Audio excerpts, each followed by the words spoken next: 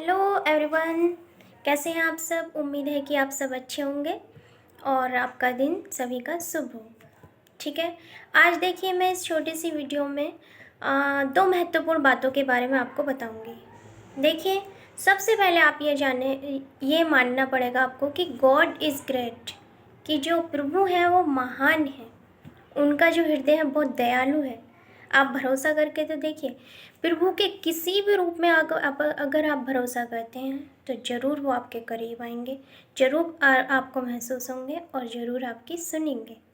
ठीक है, देखिए फर्स्ट बात मैं आपको बताऊंगी कि अगर आप प्रभु से कुछ कुछ मांगोगे, फर्स्ट सेंटेंस जिन सेंटेंस के बारे में मैं आपको बताना चाह रही थी आज इस वीडियो में, वो फर्स्ट सेंटेंस है प्रभु के बारे में ही है, गॉड से रिलेट ही करता है ये।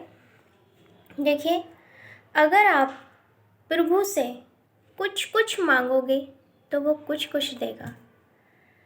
अगर आप गॉड से बहुत कुछ मांगोगे तो वो बहुत कुछ देगा।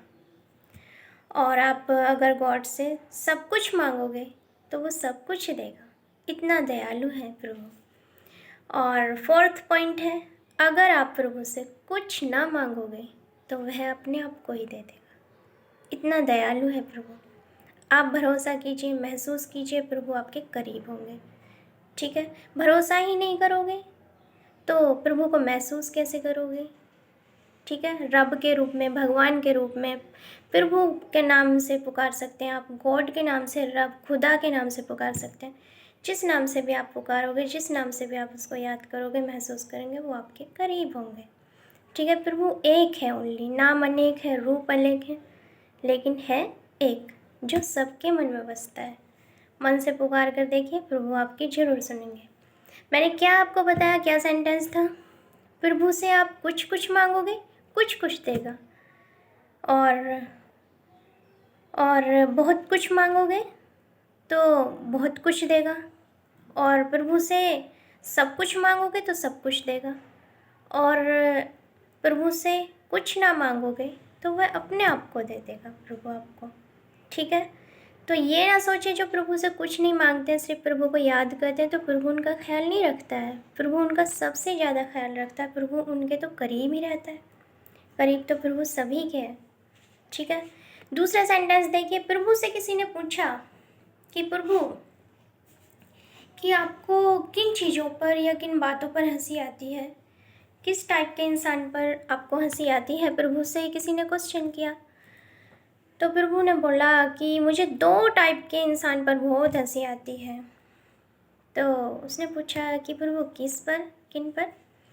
तो रब ने बोला कि एक तो उस इंसान पर जिस इंसान को मैं वो उठाता हूँ, मैं ऊपर उठाता हूँ, ऊंचाई या बुलंदियों पर पहुँचाता हूँ, आसमान छूता है जो इंसान, मतलब सक्सेस में, और जिसको मैं प्रसिद्धि देता हूँ, उस इंसान को कोई गिराने आता है।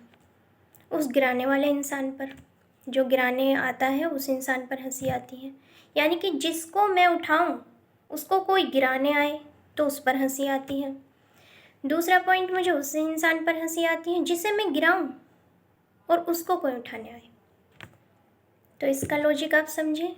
यानी कि प्रभु ने कहा मुझे दो टाइप के इंसान पर हंसी आती है। जब मैं किसी इंसान को ऊपर उठाता हूँ यानी सक्सेस देता हूँ, तो उस इंसान को जो गिराते हैं उन लोगों पर हंसी आती है। और जिस इंसान को मैं गिराता हूँ उसको कोई उठाने आए तब उन इंसानों पर हंसी आती है। तो इसका लॉजिक समझिए। उसने कैसे कह तो उसने बोला कि प्रभु कैसे? तो खुदा ने कहा कि ऐसे कि जिसे मैं उठाऊंगा उसे कोई गिरा सकता है क्या? और जिसे मैं गिराऊंगा उसे कोई उठा सकता है क्या? मुझे इसलिए हंसी आती है। देखिए, उठाता किसे है प्रभु? अच्छे इंसानों को, जो अच्छे कर्म करते हैं, अच्छे सत्य के मार्ग पर चलते हैं, किसी का मन नहीं दुखाते। ठीक है, सेल्फिश बेशक है, जो इंसान सेल्फिश भी हैं बट किसी का मन नहीं दुखा रहे हैं, तो उनको भी प्रभु ऊपर उठाते हैं। ठीक है, कर्म के आधार पर ऊपर उठाते हैं। और दूसरा, जो बुरे लोग हैं, जो दूसरों को सताते हैं, जिनके कर्म अच्छे नहीं, उनको गिराते हैं प्रभु।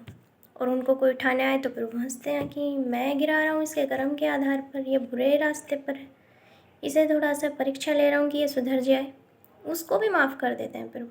प्रभु इतने दयालु हैं कि जो बुरे लोग हैं, वो बुरा कर रहे हैं, उनको भी एक परीक्षा लेकर छोड़ देता है, माफ़ी देता है, उसको दूसरा मौका ज़रूर देता है, तीसरा मौका भी देता है। लेकिन वो सुधरें, अपनी आदत में इम्प्रूव करें, किसी को सताएं नहीं, अच्छे मार्ग पर चलें, किसी का बुरा ना सोचें। ठीक है। देखिए, आपने जो राशियाँ होती हैं 12 राशियाँ, उनके पीछे का लॉजिक आपने समझा होगा कि भाग्य कब साथ देता है। तो भाग्य तब साथ देता है जब हम, जो सेवक होते हैं, जो चौकीदार होते हैं, जो जो मतलब कर्मचारी गण भी होते हैं, और जो समाज में रहने वाले बच्चे, बड़े बूढ़े, बड़े छोटे सब हैं, उनसे आप प्यार से पेश आते हैं। उनका अगर आप मन नहीं दुखाते हैं, उनके लिए आप अच्छा सोचते हैं, अगर उनके लिए अच्छा नहीं करते तो अच्छा सोचते हैं, बुरा नहीं सोचते, तो आपका भाग्य साथ देगा। अगर आपके मन में छल है, कपट है, ठीक है, ईर्ष्या है, तो शायद भाग्य भी थोड़ा लॉक टाइप से हो जाता है, लॉक बंद हो जाता है, भाग्य साथ नहीं देता। भाग्य उन लोगों का साथ देता है जो अच्छे कर्म करते हैं, अच्छे मार्ग पर चलते हैं, और दूसरों के बारे में अच्छे विचार रखते हैं, किसी को सताते नहीं हैं, सत्य के मार्ग पर चलते हैं, और अपने काम से काम रखते हैं, और दूसरों की खुशी में प्रसन्न रहते हैं। तो भगवान भी उन्हीं के पास रहते हैं, प्रभु उन्हीं को मिलते हैं। प्रभु एक सच्चे इंसान के मन में निवास करते हैं। तो अब आपको प्रभु पाना है, प्रभु को पाना है, तो आप सोच लीजिए क्या करना है।